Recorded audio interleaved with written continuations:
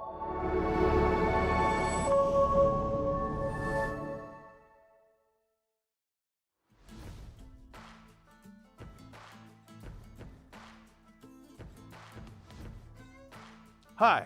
my name is Tyler Duffy, and I'm the host of the Building the Bridges to a Better Future podcast.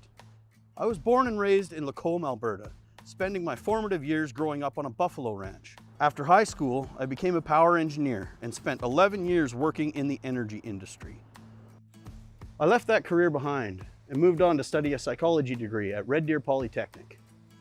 While completing that degree, I read one thing that stuck in my head that began to change my thinking, shape my beliefs, and ultimately guide my decisions from that point forward. The Canadian Mental Health Association had published some research that said that 80% of lifelong mental health issues have their root in early childhood trauma. Let me say that again. 80% of lifelong mental health issues have their root in early childhood trauma. Now that got me thinking. Does that mean that 80% of lifelong mental health issues are preventable? So research has shown that early childhood trauma is one of the major causes to lifelong mental health issues.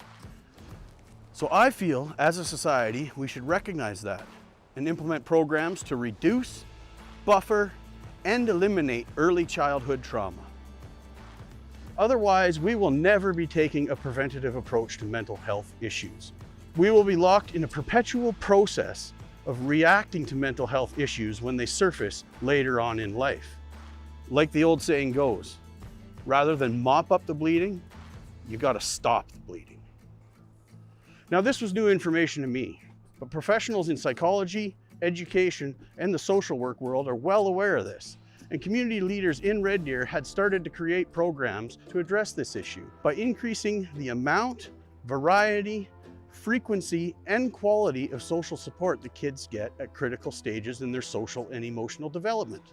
The hypothesis is that if we implement positive social support programs for youth and maintain them over years so that they become a permanent part of the Canadian culture, then it may be possible to turn the tide and begin a downward trend in the number of people that struggle with mental health issues in future generations. In this podcast, we will be interviewing the key people that created these programs and have worked tirelessly for 20 years to maintain them. The goal is to share what we've done in Red Deer, why we have done it, and how you can do the same in your community if you're passionate about taking a preventative approach to mental health as well. Come and check it out as we begin to build the bridges to create a better future.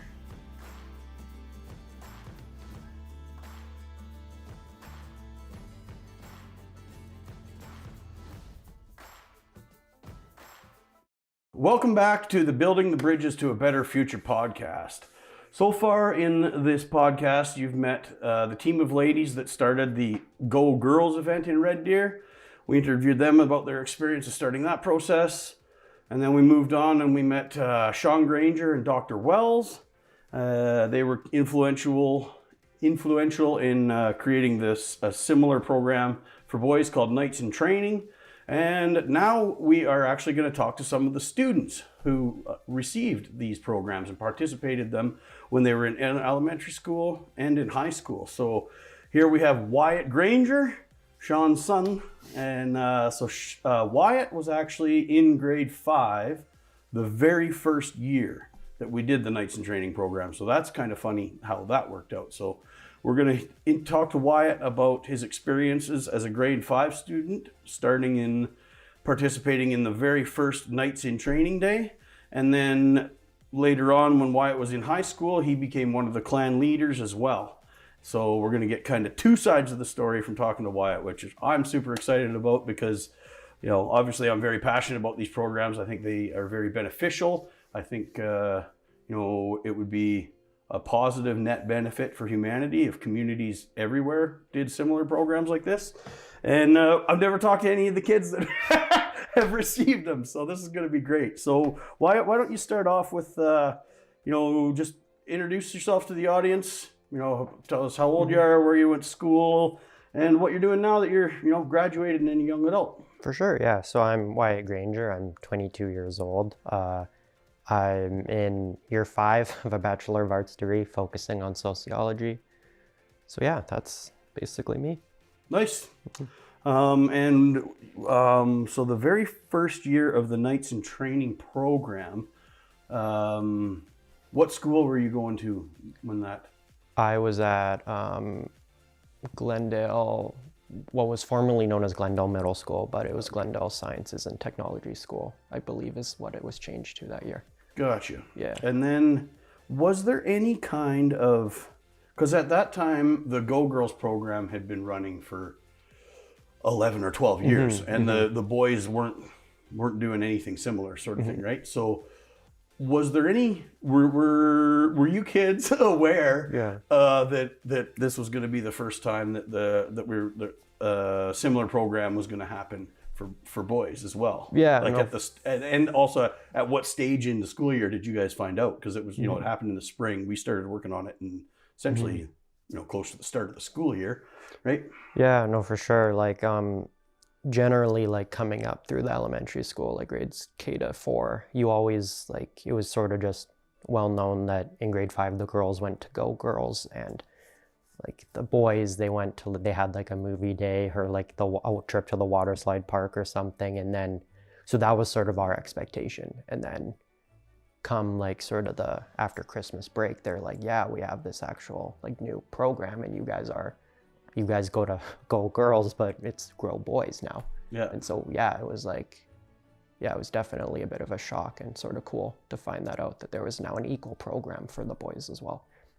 Nice. So that's kind of interesting to me. So amongst the elementary age kids from grade 1 through 4, there's a bit of a buzz in the kids that it's like grade 5, you get to do this awesome day sort of thing. So like the kids are aware of it, they're excited about it, and it's yeah, no, for sure. It's sort of like almost like a rite of, it feels like in the grades coming up to grade 5, it's like a rite of passage. It's like, oh, you're in grade 5, you're going to middle school, yeah, like this is your day to prove, you're the biggest kid in the castle, sort of. Awesome. That's super cool to hear. So with the Knights in Training Day, well, we call it, that was what it was called at the time. Anyways, it's evolved now into Grow Kids. My brain still calls it Knights in Training, but yada, yada, yada. So I was recruited by the college to do essentially a large literature review for course credit. And I spent 2 months basically just researching and poring over whatever academic research I could find as far as, what kind of programs had been researched in the past, sort of thing. And the whole purpose of it was to inform that day. So we have, it's built on, not just the whims and the feelings and the ideas of whoever was involved. We wanted to pull information from the academic literature review. And so 2 things kind of popped out of that, is that age, at that age range, the kind of the critical stages of development the kids are going through is identity formation. If you use Erik Erikson's model, it's identity formation versus identity diffusion. So at that stage, kids that navigate that transitional period successfully form a solid identity, form a solid self-concept, and move on.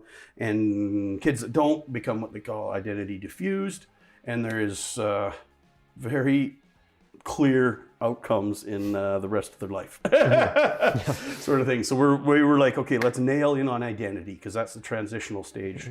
And then one of the other things that was focused, because I read dozens and dozens of articles, and to sum it all up, the successful interventions that were, successful at improving the social emotional well-being of kids at that stage, all had one similar characteristic, which is the best way to develop competency and self-esteem and stuff in kids was present them with a challenge, and then give them the opportunity to solve that and figure it out, and then on their own, sort of thing, right? So that was kind of what it was revealed. So we decided, okay, so let's make it an identity formation trade show. We'll give the whole scope was to give kids the opportunity to try out many different things, and then hopefully something resonates with them and, you know, helps them navigate that identity formation possible. So that was a long way of building up to a very short question. But, you know, now that you're a young adult and whatnot, what do you feel are some of the key things about your identity that define, you know, Wyatt Grainger as an individual?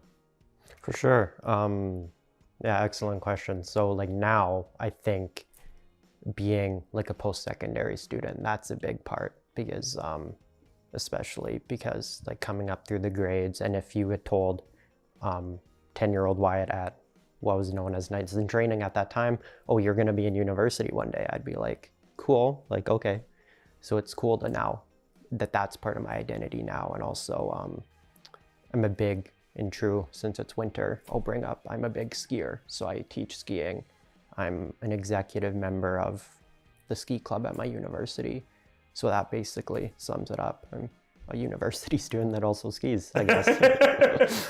Gotcha. Is there any other, you know, activities that you're kind of passionate about or you enjoy? Because identity has, it's a multifaceted concept, you know what I mean? And like for myself, you know, I was, for a long time, my strongest expressive identity was playing guitar and being a musician kind of thing. And when I was younger, it used to be I was a motocross racer, and then I was a skier as well. So you kind of go through phases. Yeah. So when you were in grade 5, what were kind of some of your defining identity characteristics as a grade 5 student? No, for sure. Yeah, and no, excellent question. And like in grade 5, that's where I felt that's when my identity almost became or started to sort of just put the pieces together. And funny enough, in grade 5, I started taking guitar lessons. So then it was cool. I was sort of started being a musician in grade 5, and then that led me to take band in middle school and all the way through high school. So that was like a big part of my identity then, and I've carried that through. And then in high school, like I got into running and sort of cycling. So being active and enjoying the outdoors is sort of a big part too. Gotcha. And your cycling team, can you tell us a little bit about that? Because that's kind of a unique story too, right? Yeah, and so a big part of sort of the cycling team and my cycling identity is that I'm also like a type 1 diabetic. So this cycling team is their sort of story, and their identity is to basically say, okay, people with this medical condition, diabetes, there's a misconception that they can't be active, they can't lead healthy lives, and sort of connotations like that. But this team exists, and their identity is to say, okay, they can though, and not only can they be active, they can compete at a world-class level. So that's sort of a bit about that. So my diabetes identity led me to sort of pursue the cycling identity, which is sort of cool. Nice. So in general, you know, kind of tell me a little bit about what grade 5 kids were chatting about or feeling as it, you know, weeks before the event and then the event as well. Like just, this might be a long answer. No, fair so just enough. If you could, you know, kind of pull from your memory whatever exists, you know, from back then, what was the buzz leading up to it, and then outline the experience of the whole day. Talk about some of the highlights and whatnot. For sure. Like I know, so being one of the first years of the program, and the day we were sort of writing the first chapter, so didn't you know, like from friends and like classmates that were girls that were going to go girls, they knew sort of exactly what was how the day was going to be made up, because of course like that knowledge was passed down throughout the years. But since we started the Knights in Training story, it was sort of, we didn't really know. It was sort of, you were in the dark, like, okay, you get to spend this fun day at the GH Jaw Center, and that was all we knew. So then, because nobody had ever been through it to share their experiences, right? So you guys had no idea what we were throwing at you. Exactly. Yeah.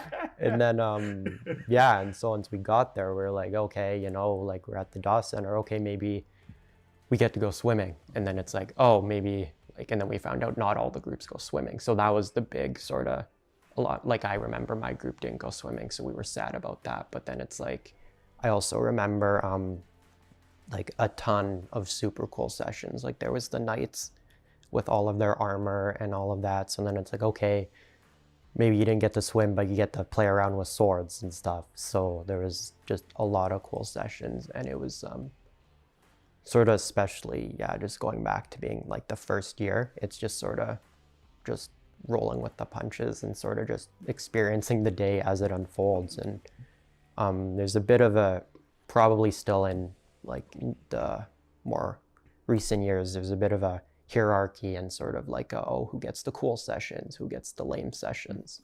But I think we always tried to balance them out. No, right? for sure, yeah. Yeah. And I think, like, I remember my year, like, Grow Boys and Knights in Training specifically, they do a really cool job of, like, there's no lame session, sort of. And I'm not biased when I say that. I probably looks like I am, but like all of them are super cool. So you get to just learn and do a bunch of cool stuff.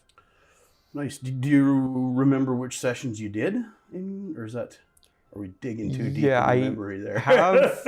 I have enough of a memory. I remember I had like the night session where you got to learn about the armor and the traditional values around it, and then that's when, like, way back when I was in grade 5. That's sort of when like coding and computer like engineering sort of was up on the rise. So there was like, I think, a coding session, Indigenous drumming, I think, or I know I was a clan leader for that session. I might be getting them mixed up, but, and then there was like a nutrition session where we made like smoothies and stuff. Nice. Yeah. Gotcha. Yeah, that was our goal, was to give a wide variety of each kind of thing, and then we also, to try and balance them out, right? We had kind of themes where it was like, you know, because there's 36 sessions happening simultaneously. There's 750 kids there. And I remember the first day I was just like, I hope we don't lose any grade 5 today. Right? Like, I hope this number that got off the bus in the morning equals the number that get on at the end of the day. That was my biggest concern. But it's, yeah, so there was like, we had whatever it was, like 12, 21, 30. Anyways, let's just go with 12. So we had 12 teamwork sessions.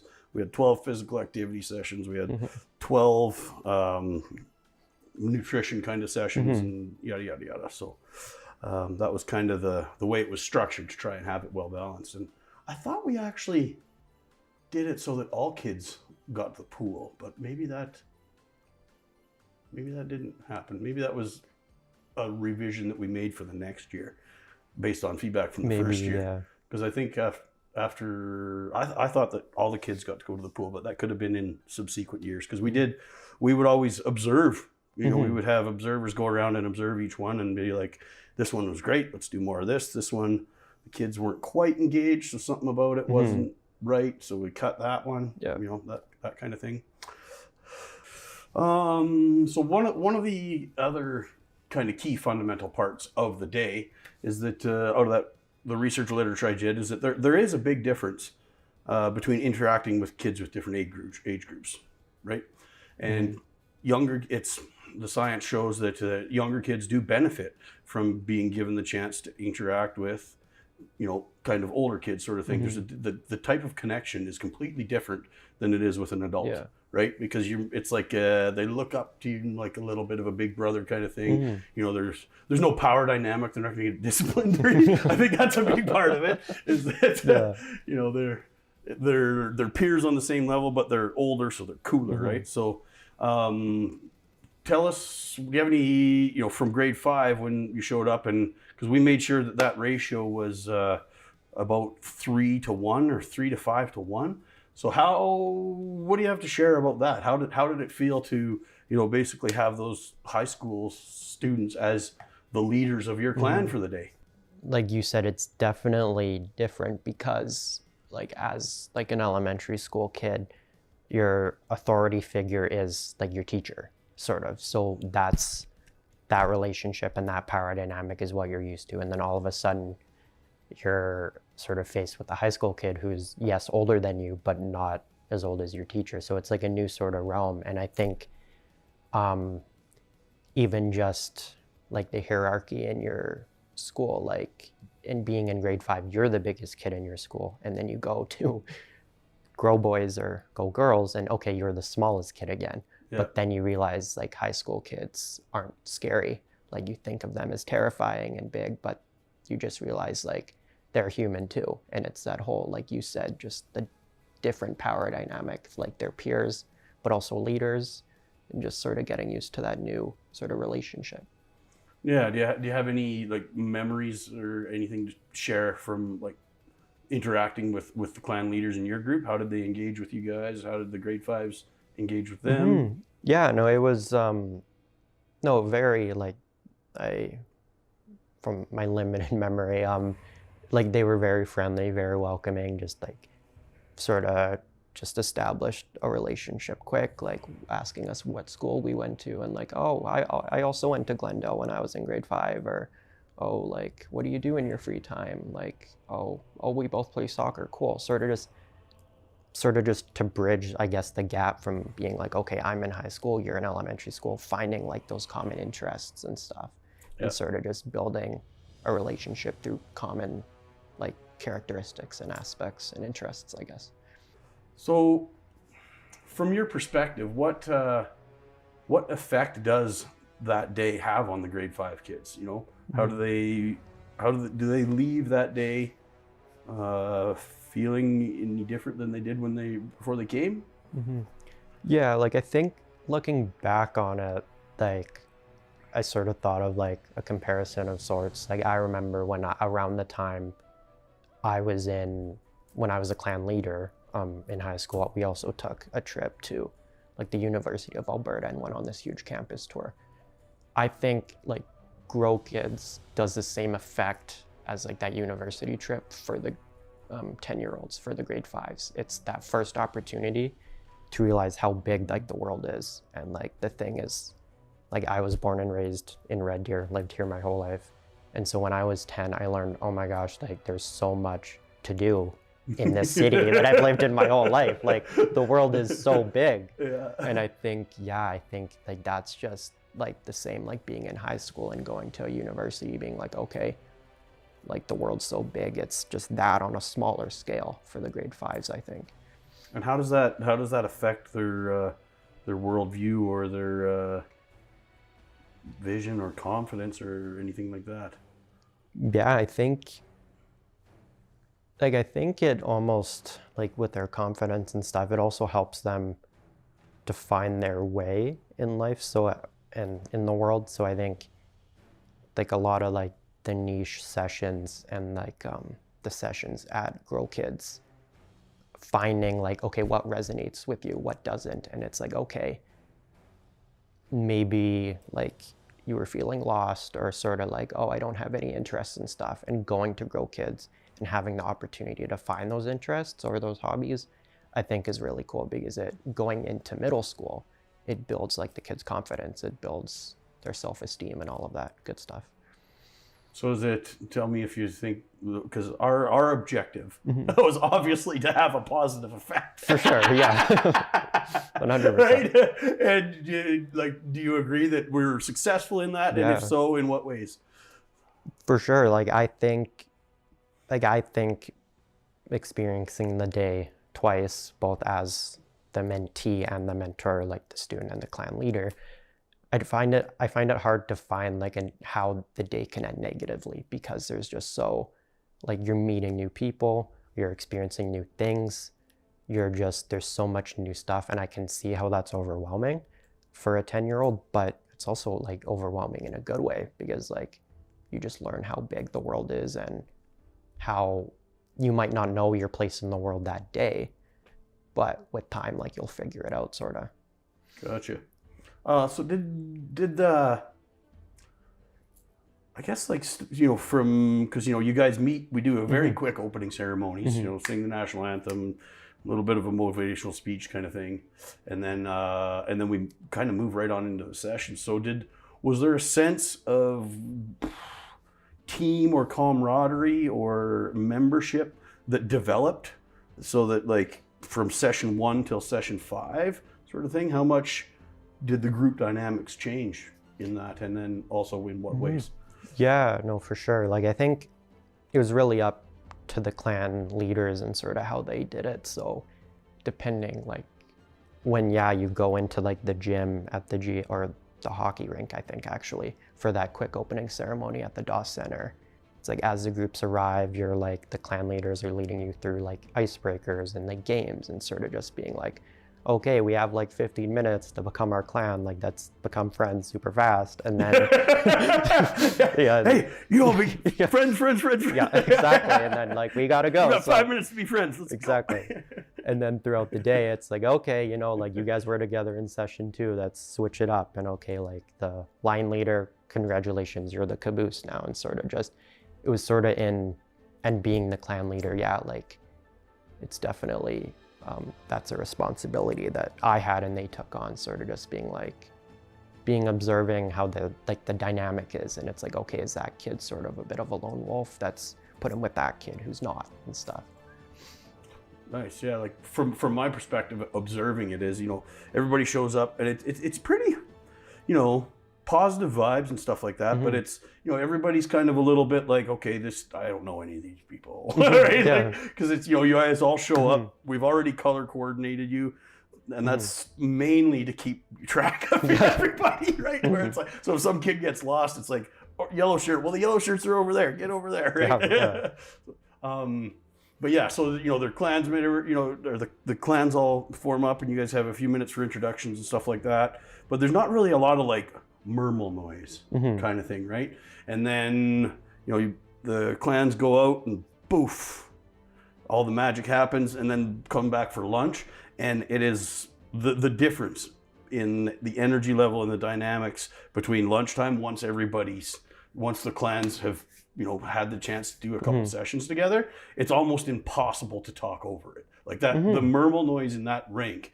I remember trying to speak into the microphone to be like, whatever. And it was just like, okay, this ain't happening. Like, it is so loud in there. So there is, you know, it appears that, you know, there is a big dynamic change in a positive way, as far as all the clans are now kind of formed these teams and everybody's just pumped. Yeah, oh, for sure.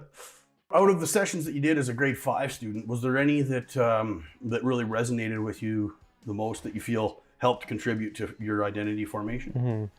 Yeah, I think, and especially now, how being like outdoorsy and active and healthy is such a big part of my identity. I think the nutrition one really stuck out. Like, I think, and especially being like a 10-year-old boy, you're not really happy about eating fruits and vegetables and like making smoothies. So it's like you go into the session with like the dietitians and the whole crew from Alberta Health Services. You're like, this is just not my wheelhouse. And then you walk out of that session after learning, okay, how to make eating healthy fun. And you're like, okay, maybe this is my wheelhouse. So I think I was definitely influenced by that one for sure. Nice. Any of the other ones, or that one's kind of pops the most? Yeah, I think that's one that stands out the most. Yeah. Gotcha. So let's go with, like, still staying in the grade 5 lane. We're going to switch and start talking about your experience as a clan leader here shortly. But so let's kind of go with, you know, after the day, you guys all get on the bus.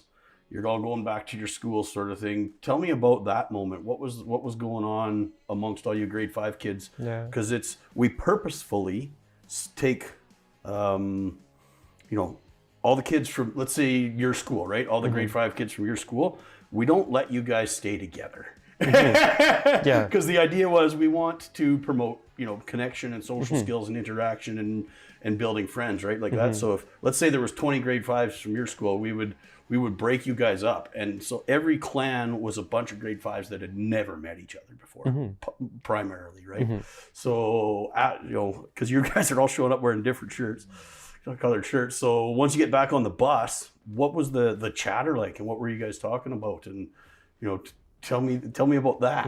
Yeah, no, I remember that part of the day pretty clearly. I remember, like, from Glendale, we did a massive like bus pull from like the Go Girls and us. We all shared one bus, so we had to go all the way from the Daw Center across town to the Collicut, back over by the Daw to Glendale. So it was a huge debrief. Like, once, like you said, you get back on the bus with your friends and the people you know from school, And you've all had different and experiences. you've 100%, yeah, Right? it's 100%. It's 20, like let's say, yeah, it's 20 boys, probably a bit more, but with 20 completely different experiences, you're constantly like, yeah, I was swimming. Oh, I also went swimming. Oh, I went, oh, like the nutrition session. Oh, like, I'm glad I didn't. No, you wanted the nutrition session. That was a good one. Like, and like you said in the gym at lunch, it's just like the chatter is just like too crazy. You can't even talk over it. I imagine that's how the bus driver felt. It's just constantly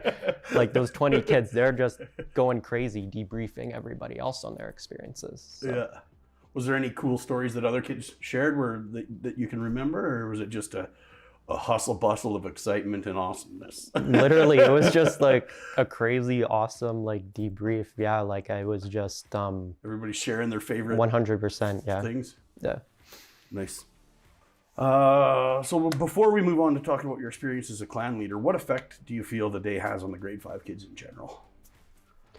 Yeah, I think it's just I think it's a big like positivity boost, and I think like if you ask every attendee of the conference, they're going to have a completely different answer. It's just what did they get out from the day? But I think it's just a really positive experience in the way that doing that transition from grade 5 to grade 6 and probably moving to a new school for middle school, it's like just widening their lens and saying like showing them how big the world is and stuff. So I think it's a good bridge from grade 5 to grade 6.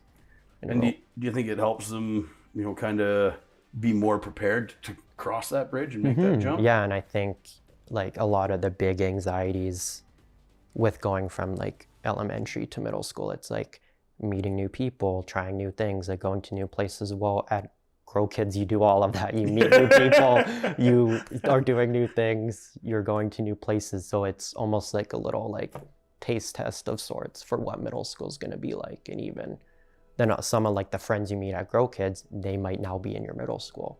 So it's sort of like a nice little sort of, like I said, taste test of what middle school's like. Yeah. So does it prep them for that? I think better? so. Yeah. It just eases that transition. Yeah. Gotcha. So it makes that easier. Mm-hmm. All right, cool. Well, let's kind of shift gears on it, because so that's kind of paints a picture of what your experience was as a grade 5 student. But boom, whatever it is, 6 years later ish, were you a clan leader? Because I think at the grade 10 level is when you can start becoming a clan leader, and if you want, you can be a clan leader grade 10, 11, and 12, right? So were you a clan leader all of your high school years, or? I believe I was set to, but my grade 12 year was the big COVID year. So I believe that was when you guys sort of pioneered the virtual Grow Kids of sorts. Nice. Okay, well, let's kind of, that buttons up your experience as a grade 5 kid pretty well, I think. So then fast forward 6 years later or whatever it is, now you're in grade 10. As you were coming up in your elementary years, what was your thoughts as you got ready, kind of coming into high school? Were you thinking about being a clan leader? Were you excited about it? Or was it something that, tell me about that kind of thing. Yeah, for sure. Like at least, that was always sort of the expectation. Like, okay, once I get to high school, you can be the clan leader again. And it's sort of like a new sort of like rite of passage, like the same sort of how going to the event in grade 5 is your rite of passage. Now being the clan leader and surviving middle school, and now you're in high school, that's like another rite of passage. Like all of a sudden, like the 10-year-old looking up to like the cool high school kids, you're the cool high school kid now. Yeah. So yeah. Nice. So you were had a pretty clear vision in your head that you were going to do it. Yeah, for sure. There's no doubt in your mind, really. Yeah, for sure. Awesome. That's great to hear. Kind of coming up to the event, how did I don't even know the answer to this one, because somebody else looked after finding the high school clan leaders. I was just told them, I'm like, we need this many, right? Yeah. And this was from the research too. Mentorship programs are successful if the mentee to mentor ratio is maintained to be between 3 to 5. If you get above 5, then the quality of the mentorship programs just start to decrease. And I think that's just strictly because the mentor's attention is now diffused too much, right? So I was just, what's my role was like, how many grade 5 kids do we got? Okay, we need, divide that by 5. That's how many high school kids. Then the teachers would go find them. So how did the teachers go about recruiting who wanted to be the clan leaders? For sure, I think, I remember it was, at the time, it was one of the gym teachers at Thurber was the coordinator. So he just came into classes and was like, sort of gave the pitch. And then even in the hallways, like at lunchtime, he's like, okay, you're a clan leader, sort of like, was just like voluntold, like sort of, and just like, yeah. What was that teacher's name? Kevin Tennant, I believe. Tennant, yeah, okay. I didn't know him well, but yeah. Yeah. So he more or less looked after recruiting the clan leaders? Yeah, and I remember, he like, I was just walking down the hallway at lunch, and then he's like, you're a clan leader, and I had already signed up. I'm like, I'm already ahead of you on this one. But he just handpicked a couple, and gotcha. Yeah. Nice. And then what kind of prep did you guys get coming into the day, kind of thing? Yeah, like I believe it was just once Mr. Tennant had assembled his team, sort of just like a couple lunchtime meetings and just being like, okay, here's sort of the rundown of the day. By then, everybody in the high school had gone to the event themselves. So it's sort of like remember what it was like for you in grade 5, sort of here's the other perspective. Now you're the clan leader, and sort of just very briefly, here's how it's gonna go. Here's your responsibilities, and that was that. So, gotcha. Rightio. So I'm just going to throw the ball at you. Just, free flow and tell me about your experience as a clan leader and what positive effects you got.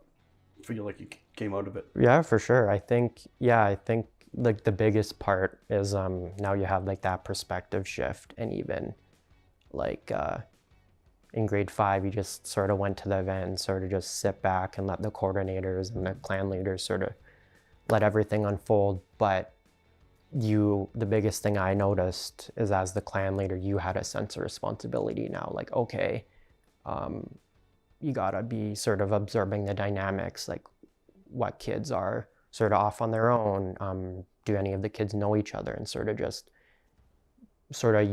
at least I did as the clan leader, I felt a responsibility to ensure like those kids had a good day, and so it's like, what can I do to make that happen? And stuff. Nice. What did you use for tactics to engage with the kids, kind of thing?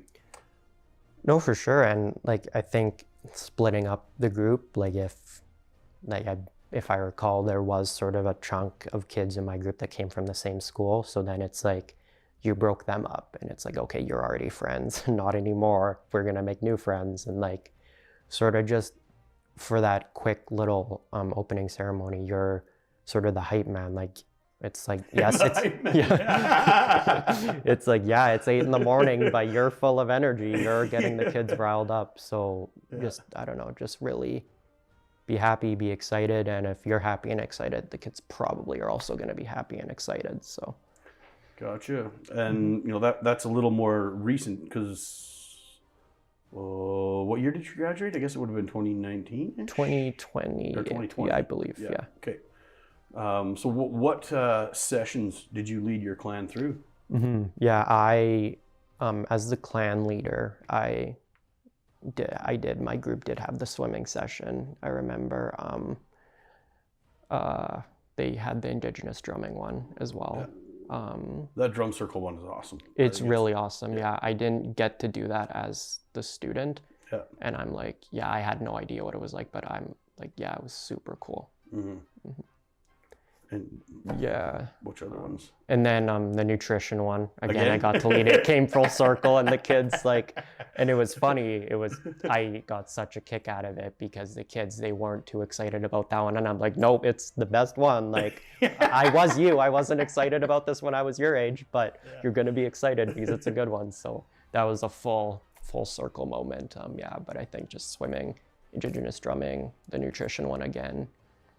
And I think I led the kids through the living library, I believe, maybe. Yeah, that one's actually really cool as well. That was a lady from, I can't remember where Tatiana's from, but that was her idea. I think she's from Eastern Europe. I can't remember which country. but she was the one who, you know, in the brainstorming session, she's like, well, we do this living library thing.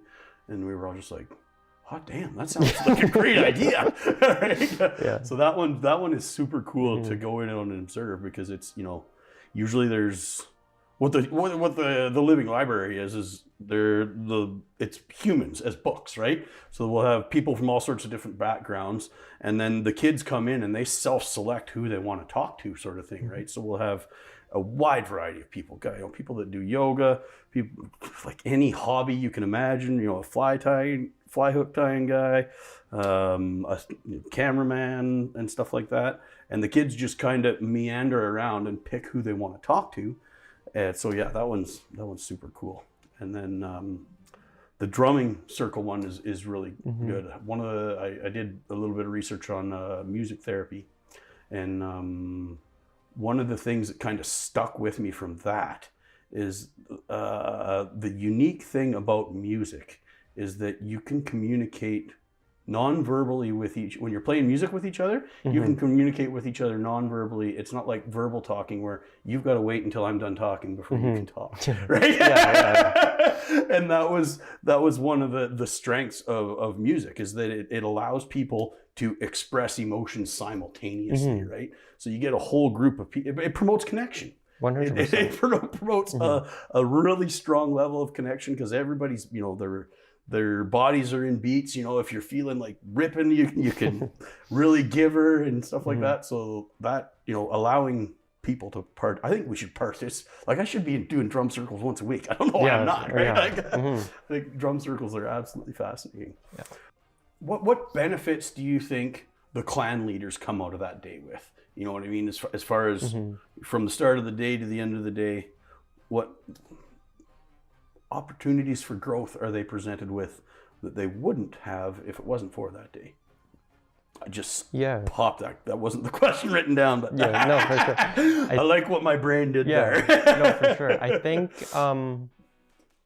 think it's sort of like a unique opportunity to almost give back. And it's like, okay, I experienced the day, that's passed like that experience on to others and like the new grade 5s. And also it's like, once again, like everybody who did the event as a clan leader has a different story and a different experience about the day. But it's also from like the high school kids' perspective, it's their first opportunity to be a leader in some cases. So it's like, you know, when you were 10 years old, you went to the day and it was your first experience seeing how big the world is and sort of getting a sense of what your identity could be. In 6 years later, the same sort of thing happens, and then it's like, okay, this is my first opportunity to be a leader, and okay, how big the world is and what's my identity in a leadership capacity and all of that. So in what ways does that kind of give you the opportunity to grow as an individual? For sure, like I think it sort of builds your own confidence, and sort of like sort of the same way like the 10-year-old kids, the grade 5s come into the day not knowing what's going to go on. That sort of happens again once you're in high school. You don't know how you're going to perform as a leader and all of that. And then once you successfully complete the day as a leader, you're like, okay, I can be a good leader. I can be a good mentor. I can be a good authority figure. And then that sort of gives you the confidence to sort of pursue that later in life. So like, I'm sort of a ski instructor. A lot of that and how to lead a group of kids and a lot of my responsibilities as a ski instructor are similar to the things I picked up as like the clan leader. Is there anything from the clan leader side of things that you want to share? Kind of thing that I didn't ask you about? Yeah, I think like just like the two biggest takeaways, it's like you still experience the day, but just from the other side, sort of like how I said earlier, like now it's the same days happening, but now you're the cool high school kid sort of running the show. So I think that's one of my biggest takeaways. And then also what like the leadership things that I learned about myself and sort of like like as the grade 5 kid, you were self-reflecting and like, okay, what sessions did I like best? What didn't I like best? The same thing sort of happens as the clan leader in high school, but just from that different side. So like what was like even sort of like the drum circle, for example, I had no insights into that. Like that was something that was brand new to me as the high school kid. So I'm like, I learned lots then. The nutrition one had the same exact session when I was in grade 5. So I liked sort of repeating that session from the other perspective. So it's like just everybody, even like the coordinators, like everybody who's there gets something out of the day. Just it's different for everybody what their takeaway is. Yeah, here that kind of triggered a thought. Kind of. So, the clan leaders that you worked with, were they? Did you guys build your team with Mr. Tennant, or how did you guys select who's going to be the clan leaders of Team Blue? Who's going to be the clan leaders of no, for Clan sure. Green, right? Because I think it was I can't remember how much like cross-school interaction there was with forming the clan leaders.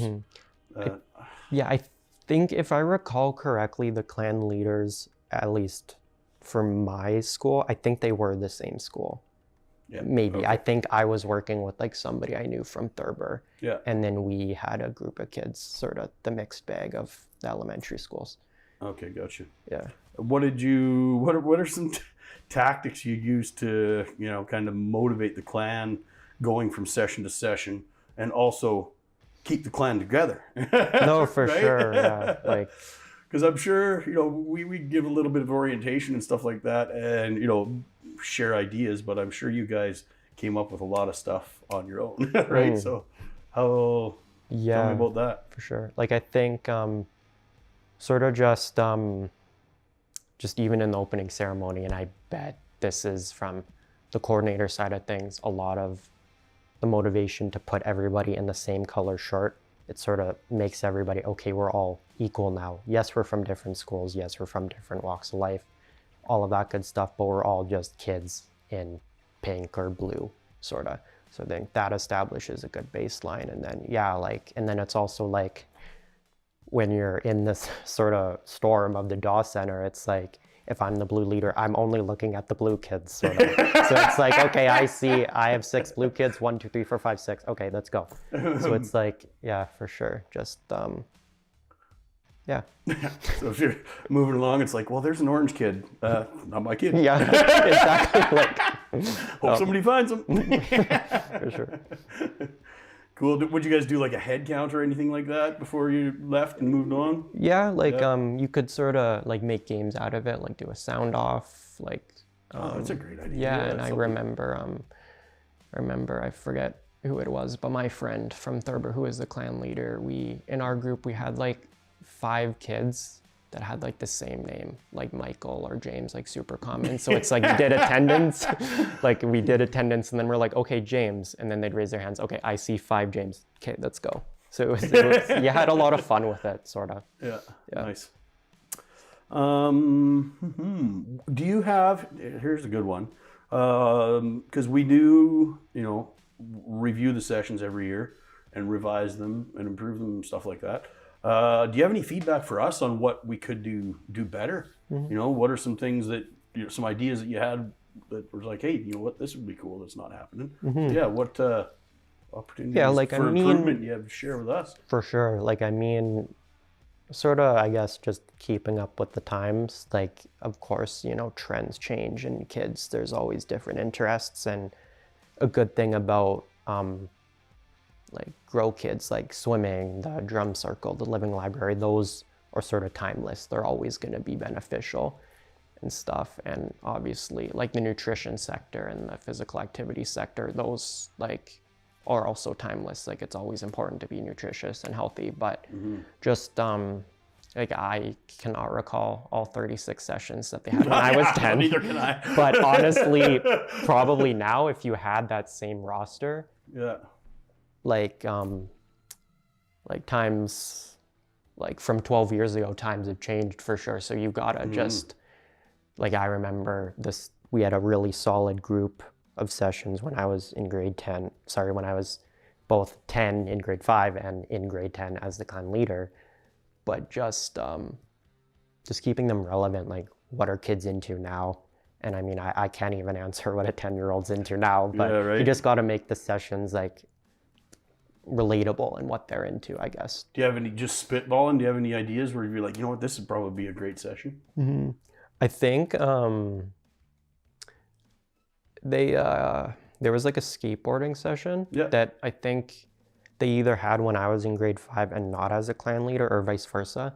I think keeping like that one regular, like that was... Is skate, because I noticed, you know, at the skate park now, there's kids are riding scooters more than skateboards more. Also that, so right? I mean... So it's, you know, that was, it's kind of like, you know, skateboards is old school, man. Right? Yeah, fair enough. But yeah, and even like some of the sessions, like maybe, you know, doing a lot of multidisciplinary stuff, like, okay, like doing like, instead of skateboarding, like BMX, scooter, skateboarding. Yeah, that's the challenge of just having 30 BMX bikes. No, that opens a whole new ballpark and challenges. Yeah. I can't. There was one of the schools that had a phys ed teacher who was a big skateboarder, so he had 40. It was my school. Was yeah. it? Okay, Glendale, yeah. That was so. Yeah, there was already a pre-existing batch of skateboards and helmets we had access to, so that was easy. It was just like we just need a pickup truck to get the stuff there. Yeah. Here's one idea, and I've kind of, because I haven't been a part of the committee for a bit, but I'm going to get back into it this year, so I'm excited to kind of join the team again, and I actually want to make a documentary about it, honestly. Okay. So I might be hitting up for another interview. Yeah, do it. But one thing that and this is just kind of like deep philosophical dive, with human interaction in general, there's no shortage of forms of competition. We are a very competitive species, you know what I mean? Like it's I think we're hierarchical in our nature a little bit. You know, it's important to know who's the strongest, who's the fastest, who's the smartest. We want to know these things, right? So what I kind of want to like introduce this year is more sessions that are promoting cooperation rather than competition, kind of thing, right? And like you know, this was just one idea that popped in my head. Was just my nephew's birthday. The other day, it was like, okay, well, let's split. What if we tried splitting the clan members into, you know, groups of 2 or whatever, right? And then the objective of the game would be a bunch of ping pong tables, right?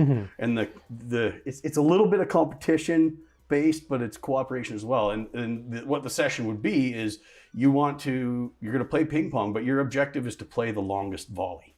Yeah. You know what I mean? Yeah. So you're just going back and forth and keeping the ball inactive, and whoever gets the most hits in the row, that team wins, kind of thing, right? So it still is a little bit of competition based. It's like we just can't pull that out of our head. Yeah, right. Sure. But I think that would be kind of neat, because then it would be you would get you know, kids working together in a cooperative manner, kind of thing, still competing against others. But what do you think about like something like that? Or yeah, for sure. And I think, I don't know, when you said that, it sort of triggered my mind to go to like escape rooms, sort of.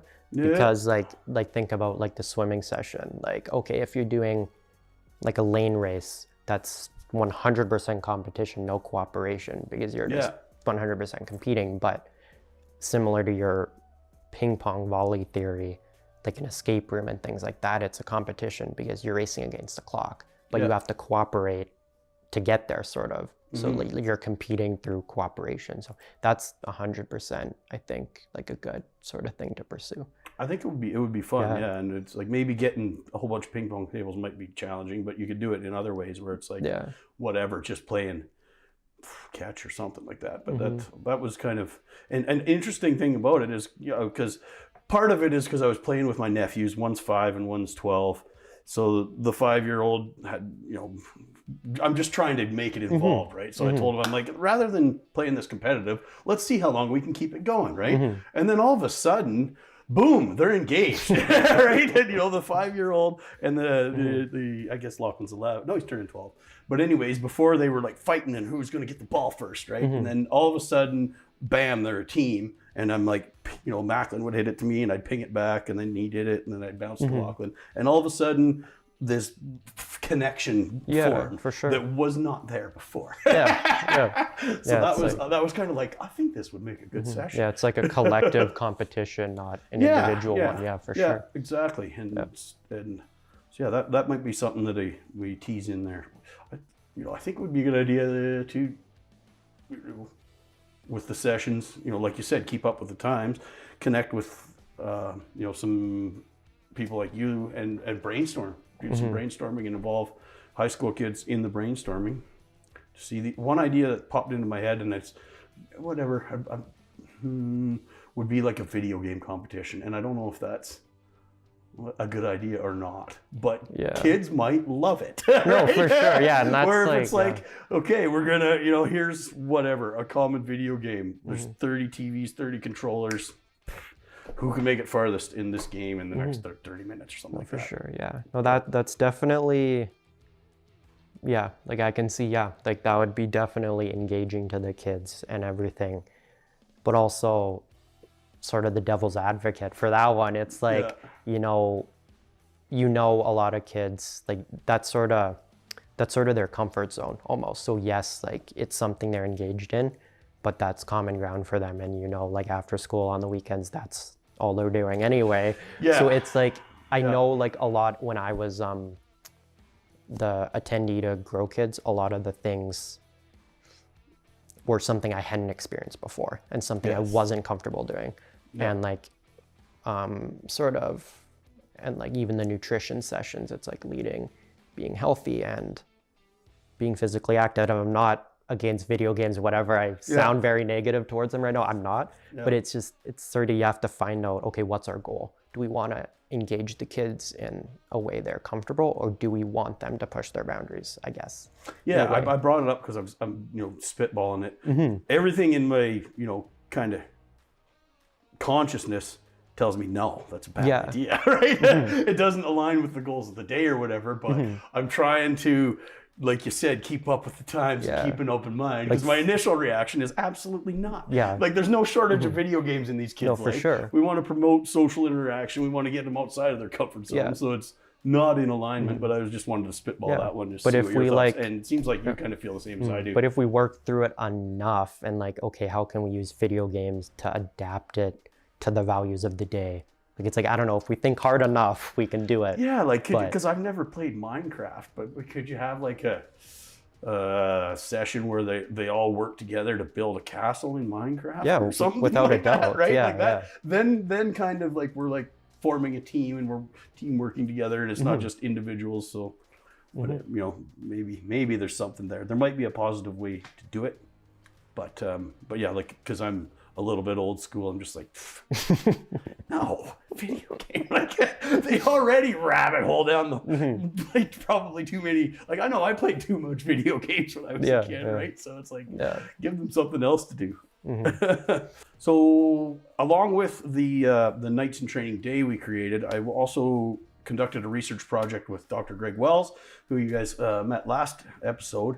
And in that episode, we talked a lot about the research project, 2 years of research that Dr. Wells and I did on cross-age peer mentorship.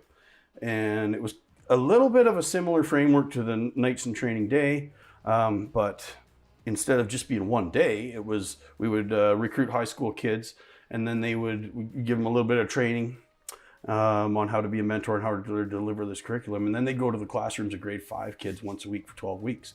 Pre-post measurements, yada, yada, yada.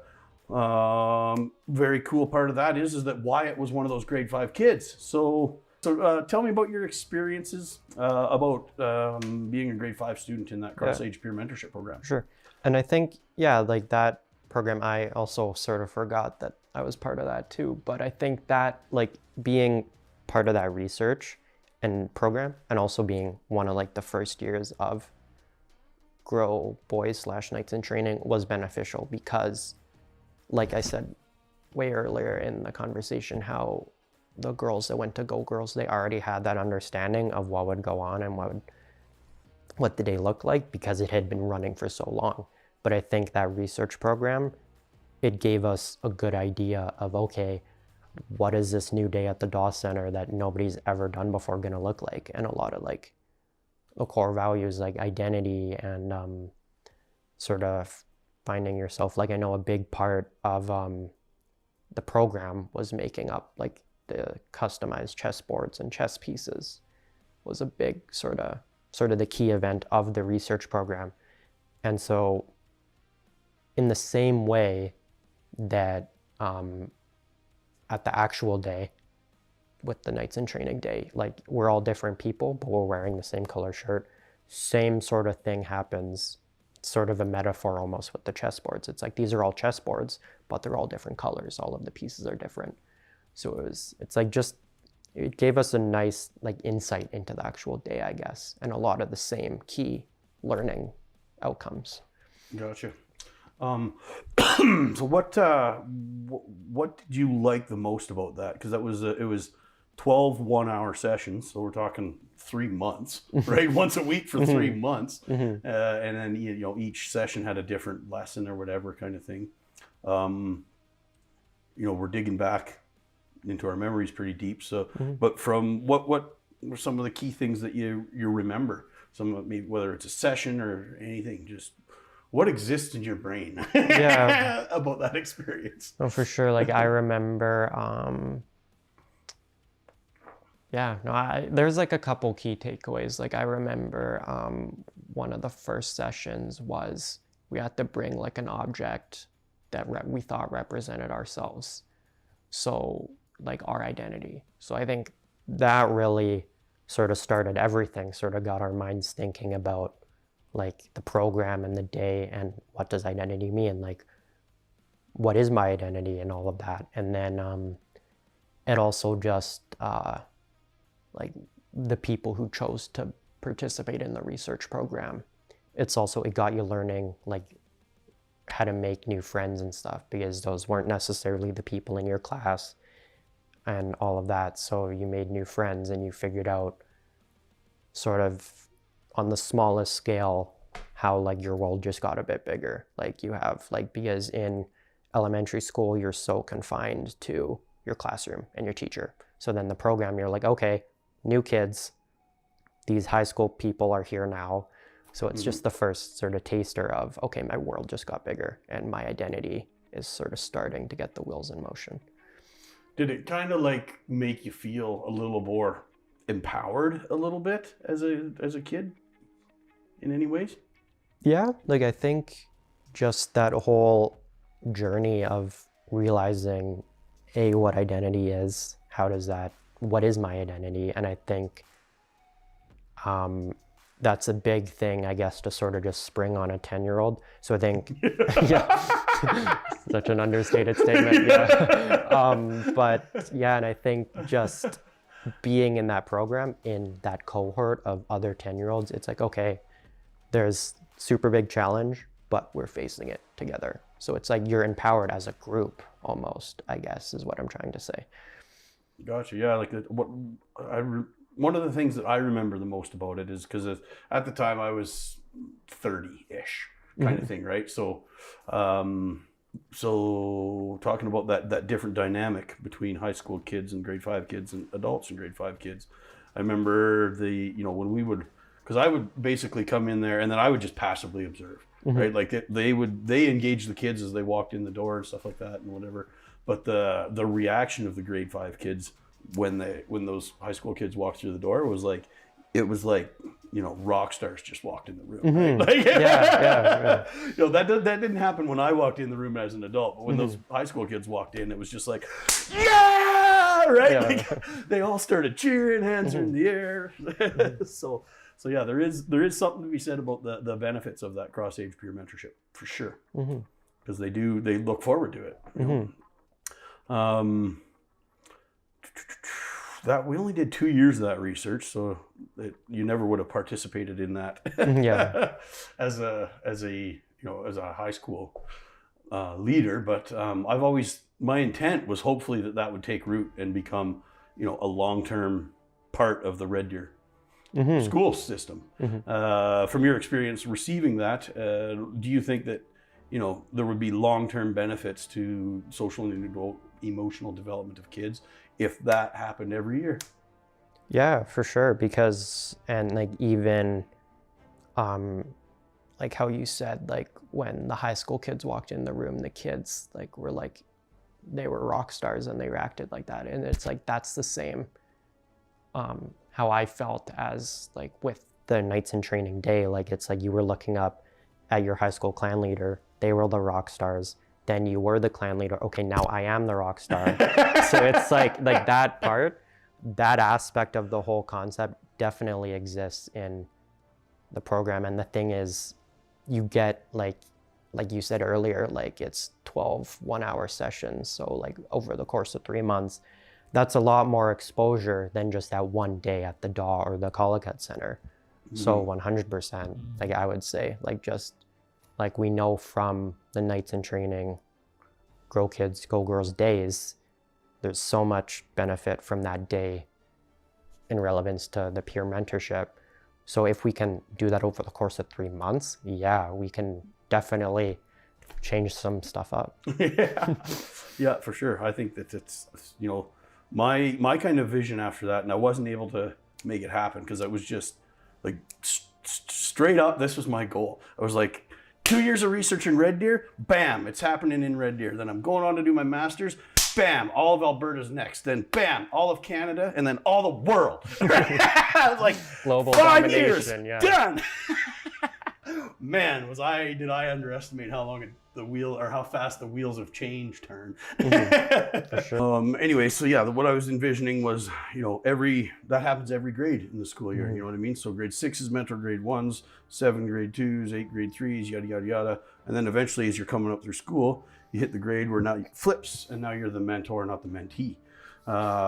What do you think about that idea? You know, there's all sorts of logistical challenges. Yeah, with that. for sure. Yeah. But yeah, once we sort of pretend, yeah, like those logistical challenges don't exist, they're just fake, you really see the benefits. Like I'm 100% on board for that, because just the benefits from going back to what we were just talking about, like looking up to the mentor as them being a rock star, then you being the rock star, that the benefits of that peer mentorship are just through the roof. So that's exposed like the masses to that, right? Like I know when like sort of when these programs first started, like it was sort of Go Girls and then Grow Boys, and then now it was Nights in Training, and now it's Grow Kids. So it's sort of all blending together. And then it's like, okay, let's do that, but with grades now, because it's only grade 5s and high school. So then it's like, okay, that's K to 12, everybody's involved now, sort of with like the mentorship. So I think, yeah, like I think that's a great way to just sort of expose the benefits that we know are happening just to the masses. Yeah. Yeah, for sure. And it's, you know, there is all sorts of logistical challenges, because it's, you know, and the biggest one is that, you know, not all schools are in the same roof, right? Yeah. Like the biggest for the second, because the first year that one research was just a pilot project. We worked with Maddie McCullough and Hunting Hills. Super easy, because the high school kids could just walk about 1.5 kilometers. Boom, they're there, right? The pilot project went so well. Next year, it was like every school in Red Deer, right? Now, okay, now we've got problems. Like, okay, you know, Oriole Park School, there's no high school anywhere near Oriole Park. So we've got to find a bus to drive these kids from Hunting Hills to Oriole Park, right? So it's, I think it, you know, it would be lots of challenges, and it would be very community specific to try and figure out how to make it work. You know, how are the grades? Because not all the grades are split up the same way in each community, right? But yeah, I do think that it would benefit the social and emotional development of kids in a large way on a large scale. For sure. For sure, and you know, would have the potential to, you know, create a long-term generational benefit kind of thing. Cool. Well, that. Do you have anything else to add on that?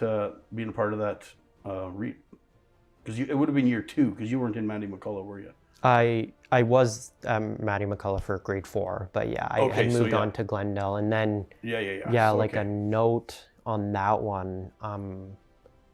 Not too sure how it works now, but I remember Glendale, Normando, and GH Doss School they were the 3 that went K to 8. So then that was a unique opportunity, like the logistical challenge, like you said, like with Hunting Hills. Yeah, they just walked a couple blocks to Matty McCullough. So I know for Glendale, Normando, Daw, they just had like the grade 8 kids walk down the hall. Yeah. So this might be coming across as an argument to the benefit of K-8 schools, and it might honestly be an argument, but so that's a unique sort of opportunity for, I don't know if Red Deer has more K-8 schools now, but yeah, that's, the kids just walk down the school, the hallway in the school, and that like beats the logistical challenge. So that was cool to experience, sort of sort of the pilot project within the pilot project, but. Yeah, that does make it easier, and that would be kind of the way it would, to make those programs work in your community. You'd have to look at what works best. There's not going to be a blanket strategy that works everywhere. 100, yeah, no, for sure. Well, I feel like we're kind of getting to the end here. Do you have any kind of closing thoughts you want to add, or does that kind of sum it all up?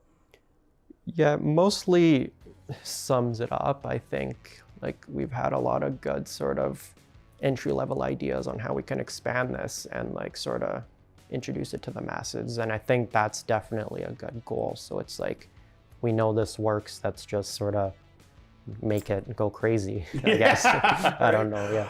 Poof. Exactly. Yeah. So the last question I got for you is, do you feel, from having the opportunity to participate at grade 5 level as a mentee, high school level as a mentor, do you feel that communities across, the province, country, and globe should do the same, implement similar programs in their communities? Yeah, no, I for sure do. And I realize, like, even like within Alberta or within Canada, there's different, like, the kids in each community will have different needs, but I think exposing them to the aspects of Grow Kids and Nights in Training, it sort of ticks off a lot of those sort of needs. Like, okay, they can find their place in their community, they can sort of start to build their identity. So I think, the question is like, okay, kids in Red Deer benefit from this. Why wouldn't other kids in Canada benefit from this?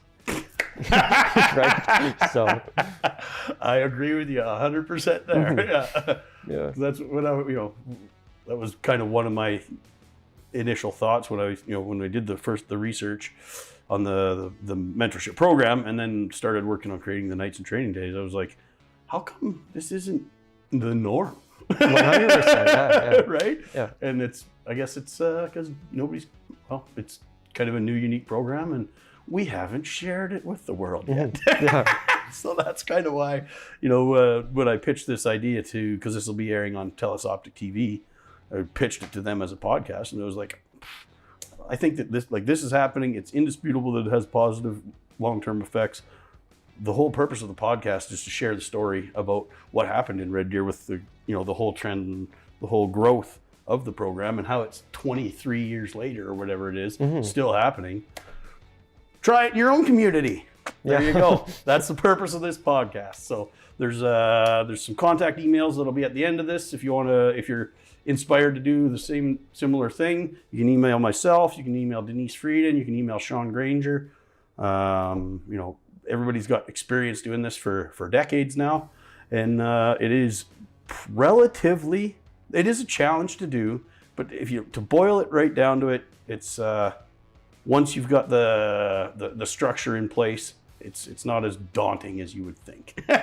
So that was awesome, Wyatt. Thank you so much. Thanks for having me. Super excited to chat with you about it, because like I said, we've never interviewed anybody that's received the program before, which, in hindsight, probably should have done that as like part of the initial study, right? Rather than, with the Nights and Training program, rather than just getting the grade 5 kids to fill out these self-report questionnaires, some interviews would have been good content as well.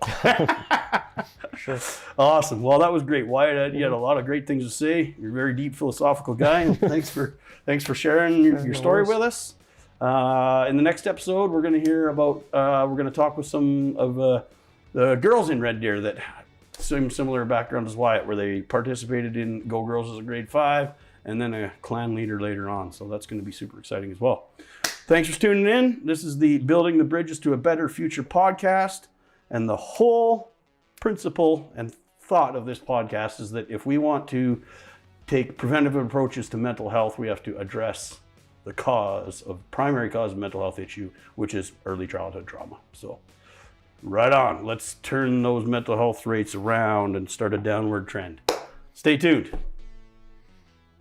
You'd think the end would be more dramatic. All right. Awesome. Whoops.